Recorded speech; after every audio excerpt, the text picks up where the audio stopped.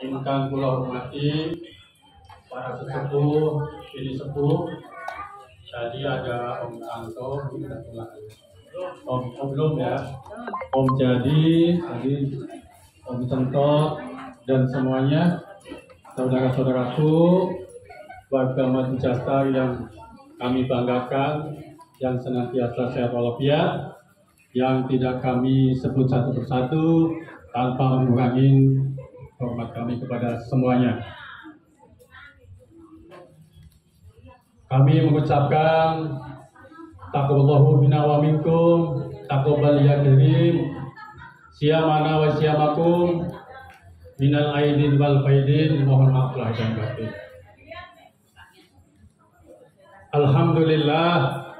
Alhamdulillahirabbil alamin. Arsala rasulahu wal huda bil dinil haq liyudhhirahu ala kulli kafa billahi shahida. Asyhadu an la ilaha illallah wa la syarika lah wa asyhadu anna Muhammadan abduhu wa rasuluh. Allahumma sholli wa sallim wa barik ala Muhammad wa ala alihi wa sahbihi ajmain, amma ba'du. Qala Allah ta'ala fil Qur'anil azim. A'udzu billahi minasy syaithanir rajim. Bismillahirrahmanirrahim.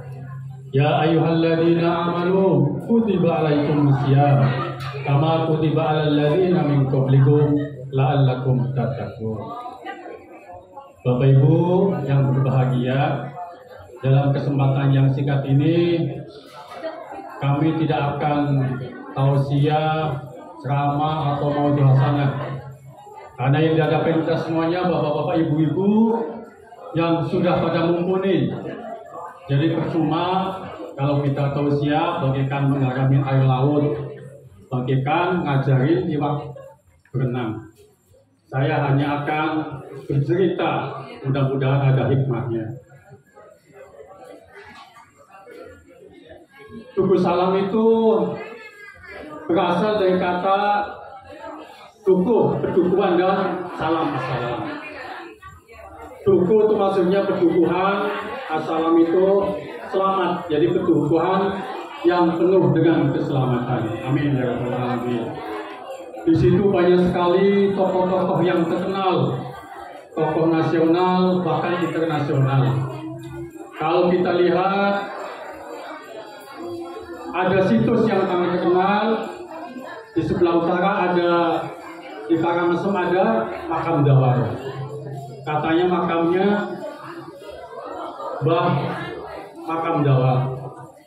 Kalau di selatan di Wiliwil, katanya makamnya Garmone, istrinya, yaitu makamnya Mbah Ketua Agung.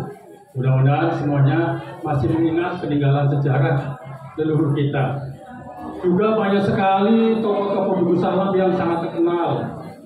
Baik itu sebagai dalang, kita kenal dengan Dalang Sukowati, Dalang Setiawan, Dalang Gunawan, Dalang Alif Tangwin, ya, juga si Dalang Slamet Budiono yang sangat terkenal dengan wayang suketnya. Bahkan dia mendapatkan kehormatan dari kedutaan Belanda, yaitu Prins Claus Award, sebagai bentuk penghargaan atas pengabdian dan pencapaiannya di bidang seni. Kemudian kalau di pencaksilat sangat terkenal, kita kenal dengan ada Bung Marnadi, ya, Mbah Yusuf, kemudian Mbah Darjo, Mbak Kasim, ya, Mbak Kasim. Juga ada yang terkenal dengan cintranya, Mbak Keti, Mbak Sri, Mbak Yani, Mbak Tiem ya, Mbak Tiem, Mbak Iem, dan sebagainya. Banyak sekali, jadi tidak perlu saya kesempatan yang singkat ini memberikan tausiahnya bercerita. Bapak Ibu yang kami hormati, Ramadan telah kita lewati, Idul Fitri juga telah kita lalui. Selama sebulan penuh kita menjalankan saum Ramadan, bahkan ibadah-ibadah lainnya, qiyamul lail dan sebagainya. Sebulan penuh dalam bulan suci Ramadan ini bagaikan kita menjahit, menganyam, menenun pakaian takwa.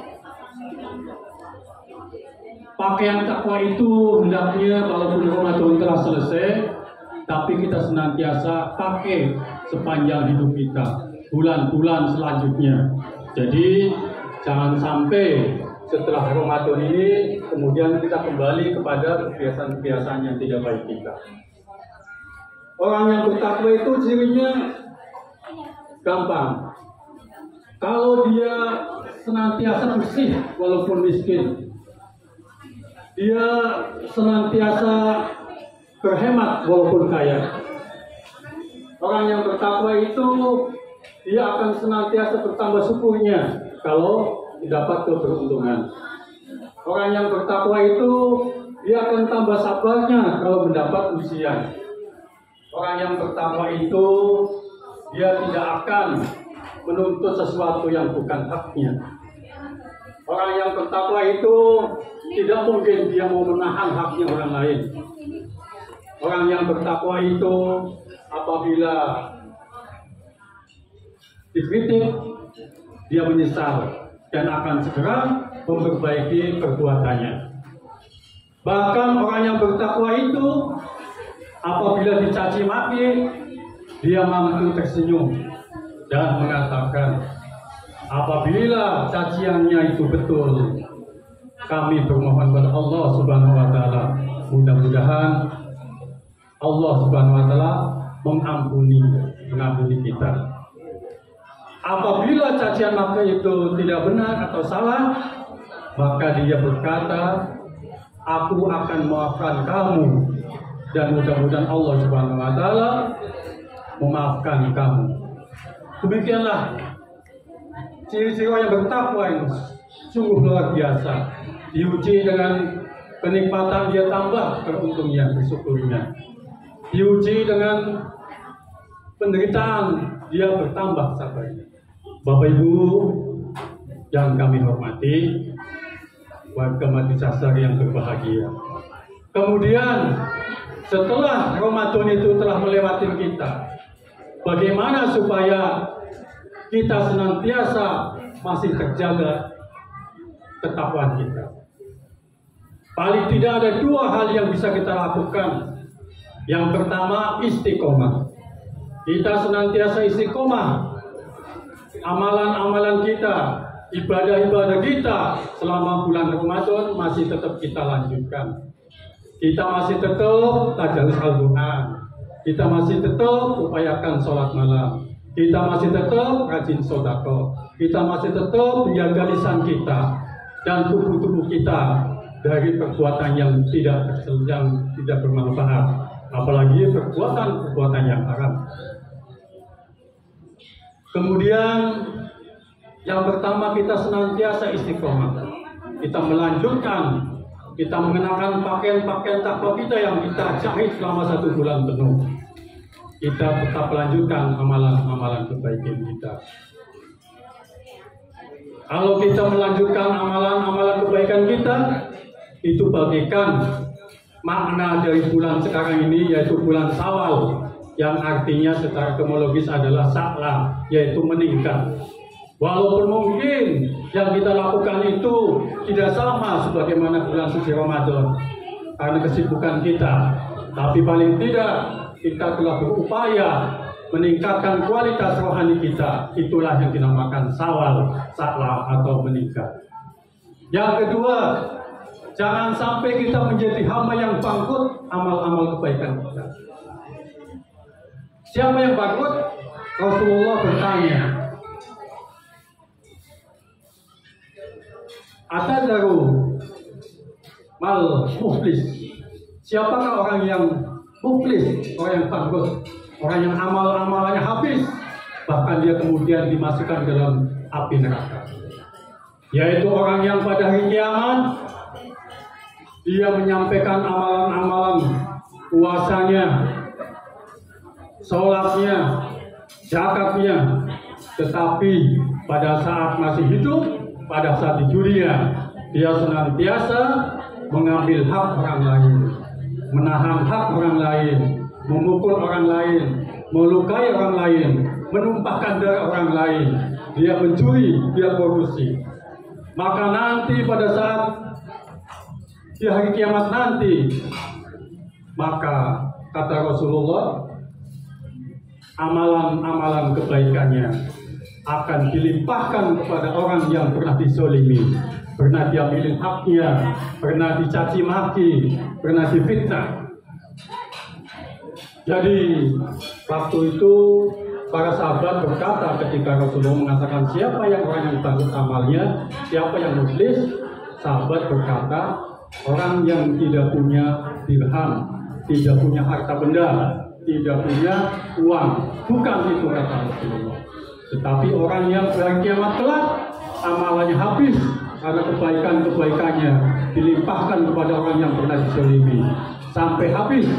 Bahkan amalan kebaikannya habis tetapi hutangnya belum lunas, maka kesalahan, dosa-dosa orang yang pernah dizalimi dilimpahkan kepada kita yang pernah menzalimi. Itulah orang yang baru, yang kemudian di akhirat kelak akan dilemparkan ke siksa neraka karena tidak ada lagi yang tersiksa amalan-amalan kebaikan kita. Mudah-mudahan Bapak Ibu semuanya, masyarakat Madjasa, insya Allah senantiasa bisa menjaga amalan, bisa senantiasa menjaga perilaku sehingga tidak menjadi hamba-hamba yang mungkin. Insya Allah kita semuanya menjadi hamba-hamba yang bertakwa sebagaimana perintah untuk saum puasa. Mudah-mudahan kita senantiasa diterima amalan kita dimasukin dalam surga Allah Subhanahu wa taala bersama Rasulullah, bersama orang-orang soleh yang lainnya. Wallahu a'lam bishawab, billahi taufik wal hidayah. Wassalamualaikum warahmatullahi wabarakatuh.